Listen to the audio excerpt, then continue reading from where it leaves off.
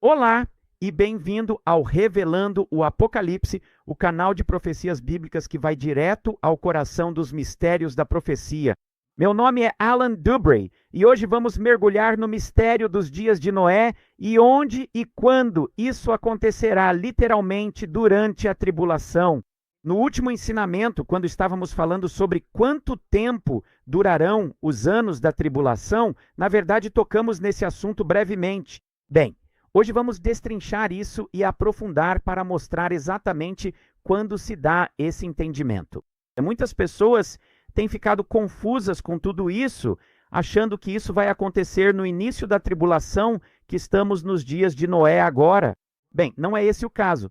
Porque lembre-se, à medida que você continuou acompanhando e crescendo nas revelações desses ensinamentos que foram apresentados aqui, você agora começou a entender que lê Mateus, Marcos, Lucas, os evangelhos sinópticos, no final, os primeiros serão os últimos e os últimos serão os primeiros. Mateus, Marcos, Lucas é Lucas, Marcos, Mateus, um arrebatamento pré-tribulação em Lucas, um arrebatamento no meio da tribulação em Marcos e o retorno pós-tribulação do Senhor em Mateus. Isso é revelado em seus discursos, revelados nas Escrituras.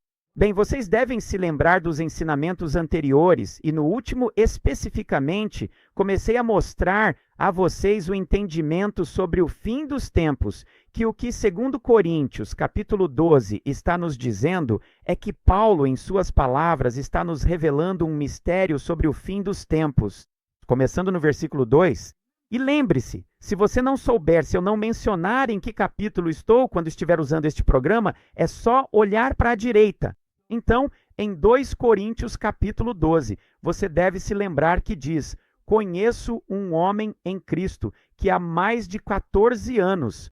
O trecho acima é a parte antes do cavaleiro do cavalo vermelho, que inclui o cavaleiro do cavalo branco, e é um período de 50 dias que começa com aqueles que estão em Cristo, cheios do Espírito, que serão levados antes da tribulação para o terceiro céu. Depois você tem 14 anos.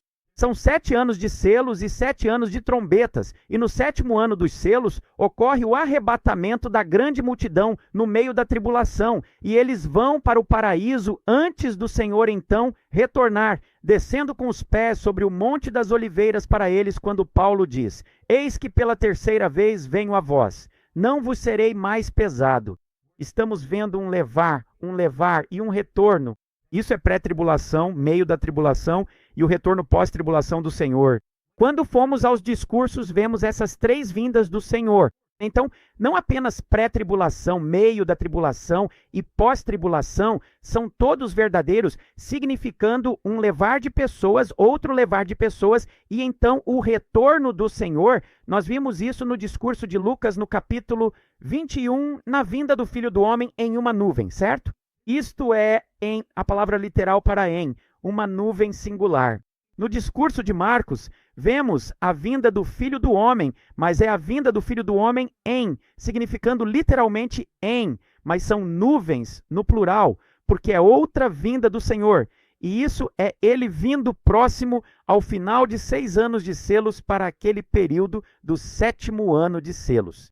Então, em Mateus capítulo 24, agora vemos o seu retorno final, com os pés sobre o Monte das Oliveiras, em Mateus 24, a partir do versículo 27, quando ele vem como um relâmpago de uma extremidade à outra. E quando lemos sobre isso, vemos no versículo 30 que o Filho do Homem está vindo nas nuvens. Agora parece que é o mesmo que lemos no discurso de Marcos, exceto que a palavra em Mateus 24, versículo 30, não é a mesma palavra usada em Lucas e Marcos. É a palavra grega 1909, que significa sobre, porque este é o Senhor vindo sobre as nuvens, com os pés sobre o Monte das Oliveiras. E nos é dito de forma clara que isso se concretizará na sua vinda, que será exatamente como foi nos dias de Noé, um período de grande importância. Assim também será a vinda do Filho do Homem. Bem, se você percebeu nos discursos, se formos ao discurso de Lucas, não há menção de que será como foi nos dias de Noé. Se você for ao discurso de Marcos, não há menção à sua vinda e de que será como foi nos dias de Noé. Nós só encontramos isso no discurso de Mateus, especificamente em suas palavras e ensinamentos. Outra coisa que encontramos é que essa vinda do Senhor, essa palavra vinda, é uma palavra muito especial.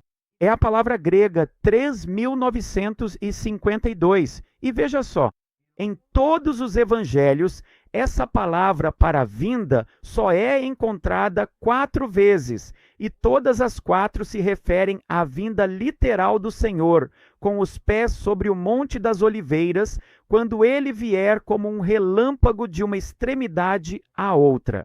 Esta não é a sua vinda no início. Esta não é a sua vinda no final dos selos.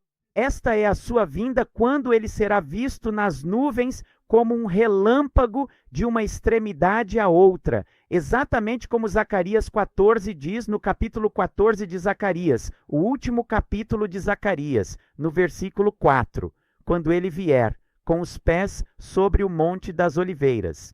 Quando ele vier, o que ele vai fazer? Bem, será o tempo do lagar. Ele vai consumir todos os seus inimigos.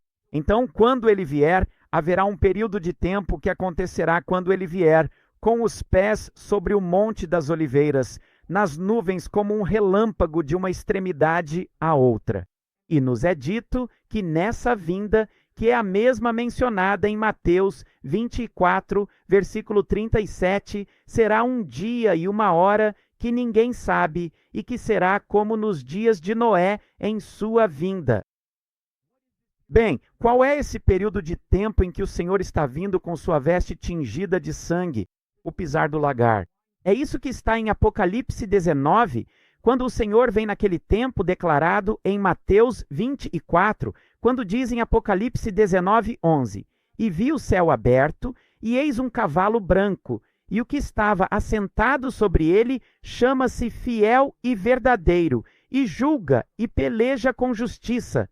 E os seus olhos eram como chama de fogo, e sobre a sua cabeça havia muitos diademas, e tinha um nome escrito que ninguém sabia, senão ele mesmo, e estava vestido com um manto salpicado de sangue, e o nome pelo qual se chama é o Verbo de Deus.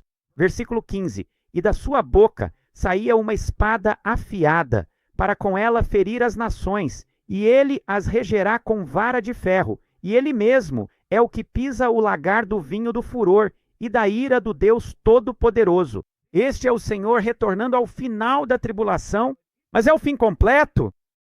Não. Há um mistério nisso. A igreja ensinou que vai ser como foi nos dias de Noé.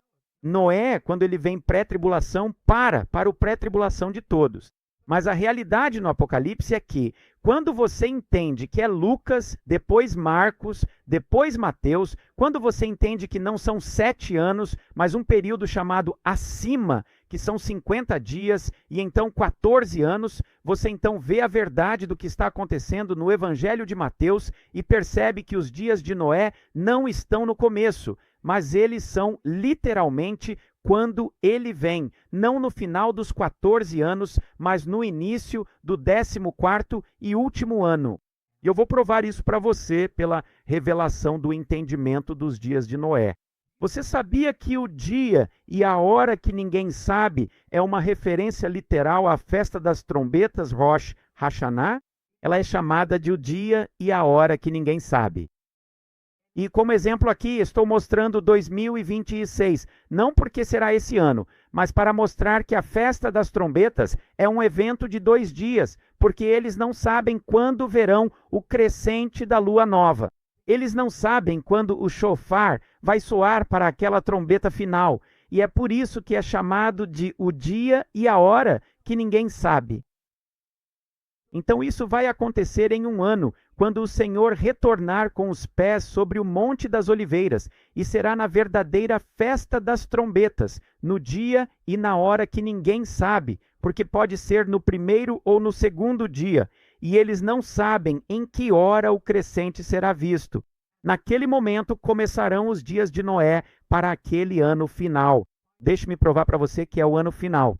Você já viu que há um pré, um meio e um pós, que equivalem a um período de mais de 50 dias, seguido por 14 anos. O que são 14 anos se não 2 conjuntos de 7? 2 conjuntos de 7. Bem, deixe-me mostrar como entender isso.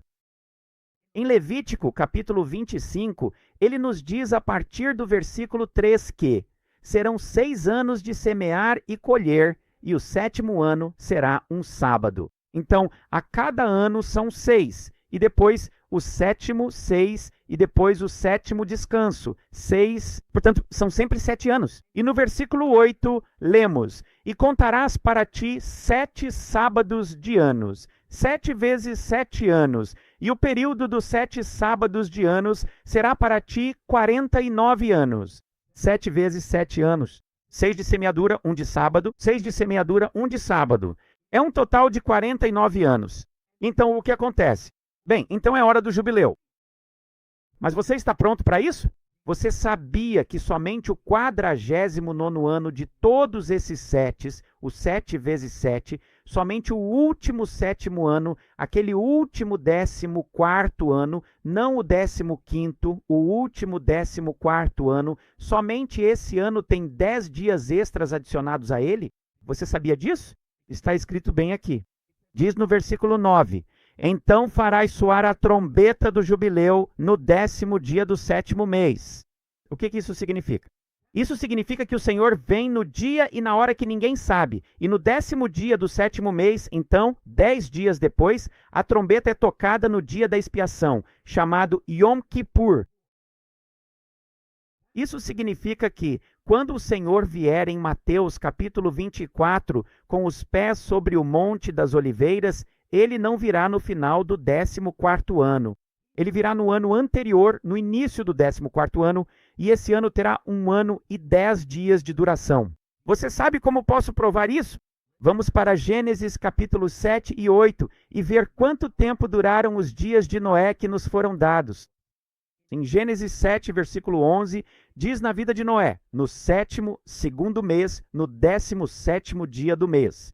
Agora vamos para Gênesis 8 para ver quando tudo terminou. E no versículo 14 diz: 2º mês, 27º dia do mês, tudo havia acabado. Quanto tempo foi isso? 1 ano e 10 dias, irmãos e irmãs. Você acertou. O Senhor retornará com os pés sobre o Monte das Oliveiras ao final do 13º ano para iniciar o 14º ano, no dia e na hora que ninguém sabe, assim como foi nos dias de Noé, e ele estará aqui destruindo os inimigos e lutando contra eles, e isso durará 1 ano e 10 dias. É por isso que encontramos isso, só encontramos isso em Mateus 24, na vinda do Filho do Homem. Deus te abençoe. Deus abençoe suas famílias. Falaremos com você em breve. Tchau por enquanto.